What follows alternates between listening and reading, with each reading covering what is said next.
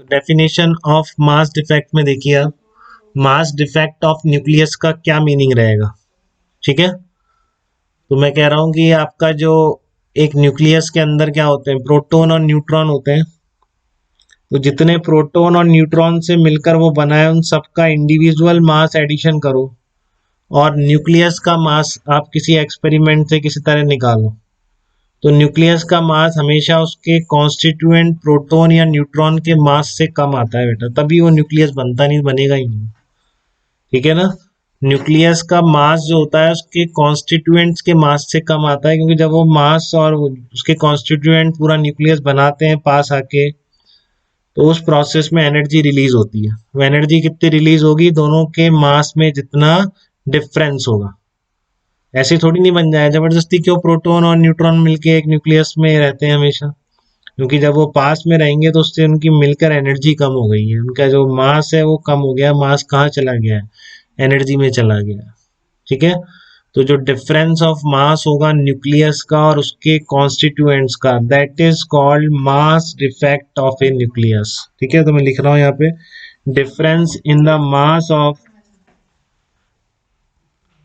difference in mass of nucleus and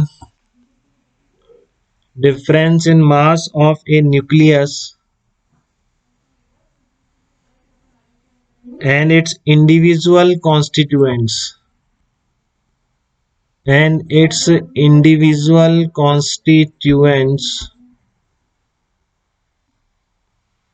is called mass defect, is called mass defect.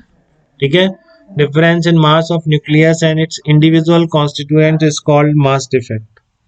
तो आप इसको लिख भी सकते हैं और भी अच्छी तरह की, मान लो आपका न्यूक्लियस Z इंटू एक्स है। ठीक है, आपको इसका मास डिफेक्ट लिखना है, तो मास डिफेक्ट ऑफ न्यूक्लियस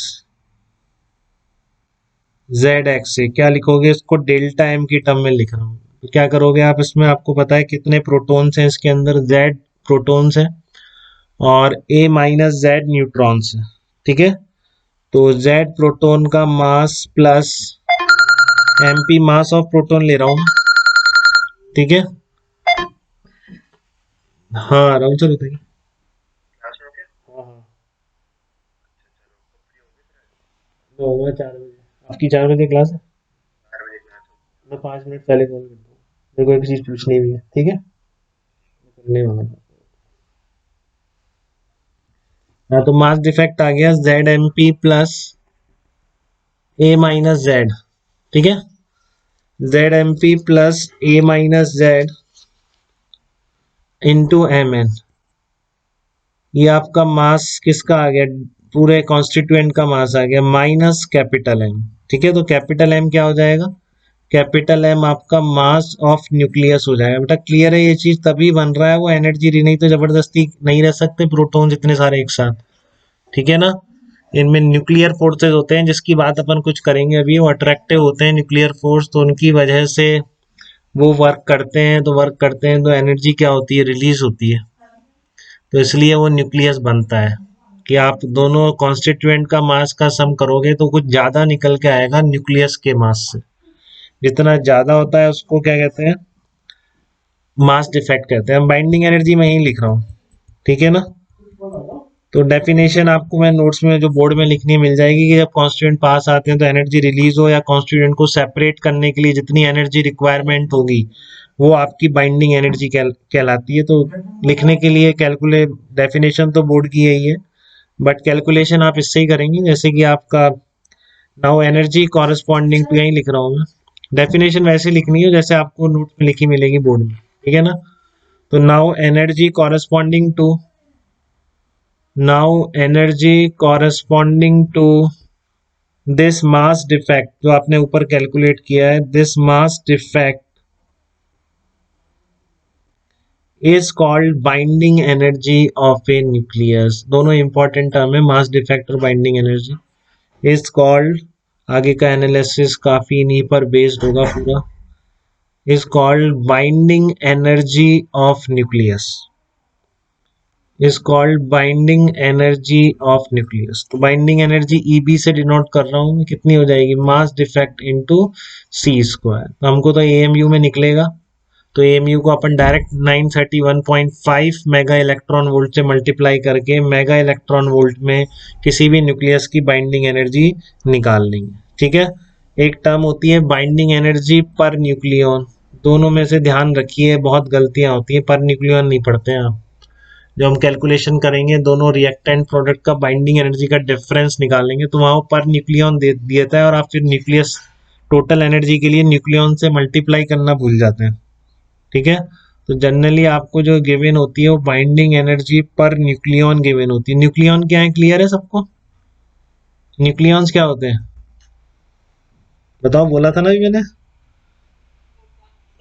हाँ, प्रोटॉन न्यूट्रॉन मिला के क्या कहलाते हैं, न्यूक्लियन कहलाते हैं। तो binding energy of per nucleon is the average energy per nucleon.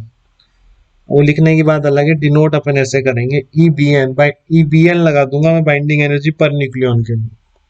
तो कितनी हो जाएगी, EB upon capital A. Capital A क्या है आपका, नंबर ऑफ न्यूक्लियंस, ये आ जाएगी binding energy per nucleon. Total nucleus की बाइंडिंग एनर्जी को मास नंबर से डिवाइड करके हम क्या निकाल सकते हैं, बाइंडिंग एनर्जी पर न्यूक्लियन निकाल सकते हैं।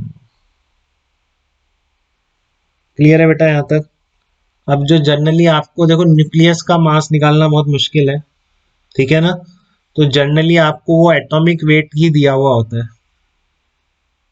जनरली वो क्या होता है, एटॉमिक वेट गिवन होता है आपको, और साथ में हाइड्रोजन का एटॉमिक वेट गिवन होता है। तो फिर इससे हम ये मास डिफेक्ट कैसे निकालेंगे, ये फार्मूला तो बहुत रेयरली लगेगा, ऐसा बहुत रेयर है कि आपको मास ऑफ प्रोटॉन न्यूट्रॉन दे दे और एग्जैक्टली न्यूक्लियस का मास बता दे, डेटा ही नहीं होता है और हमेशा किसी डेटा से उठा के दे। तो हमारे पास डेटा हमेशा किसका, एटॉमिक वेट लोगों ने कैलकुलेट कर लिए है। ठीक है, तो इस एक्सप्रेशन को एटॉमिक वेट की टर्म में कैसे एक्सप्रेस करेंगे वो मैं आपको अब बता रहा हूँ, वो प्रैक्टिकल फार्मूला है मास डिफेक्ट निकालने का। ठीक है, इलेक्ट्रॉन का मास नेग्लेक्ट कहीं नहीं करेंगे, हमेशा जहां कटना होगा वो कट जाएगा, इस बात का ध्यान रखेंगे। मैं इलेक्ट्रॉन का मास कहीं भी नेग्लेक्ट नहीं करूंगा। ठीक है, अपने आप वो इलेक्ट्रॉन का मास कैंसिल हो रहा है। इतने भी रेडियो एक्टिव डीके पढ़ाऊंगा, कहीं भी जहां पर आना होगा अपने आप आपको मास ऑफ इलेक्ट्रॉन में लिखूंगा। ठीक है, कहीं वो नेग्लेक्ट करने वाली बात नहीं है। हमारे तरीकों में जिस तरीके से हम ये डिफरेंस ऑफ मास निकालते हैं, इलेक्ट्रॉन्स अपने आप कट जाएंगे। ठीक है, देखिए कैसे करेंगे।